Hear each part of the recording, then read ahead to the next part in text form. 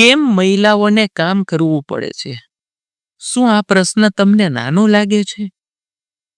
1960માં 1% મહિલાઓ કામ કરતી, 80ની અંદર 5% મહિલાઓ કામ કરતી થઈ, 2000ની અંદર 10% મહિલાઓ કામ કરતી અને 2025ની અંદર 55% મહિલાઓ કામ કરે છે.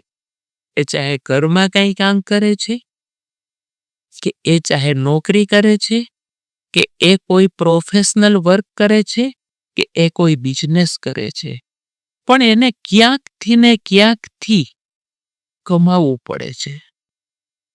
આ શબ્દ સમજો, કમાવવું પડે છે. આપણે એમ માનીએ છીએ કે મહિલાને કામ કરવું ગમે છે, મહિલાને કામ કરવું છે. રિયાલિટી આ નથી. એ એના માટે એમનો જન્મ નથી. અર્થોપાર્જન કરવું પણ એને કરવું પડે છે. દોસ્તો, આ દેશ માટે, અર્થતંત્ર માટે, પારિવારિક જતન માટે અને ઉન્નતિ માટે ખતરારૂપ છે. સમજાશે, વાર પણ લાગશે, પણ સમજવું પડશે.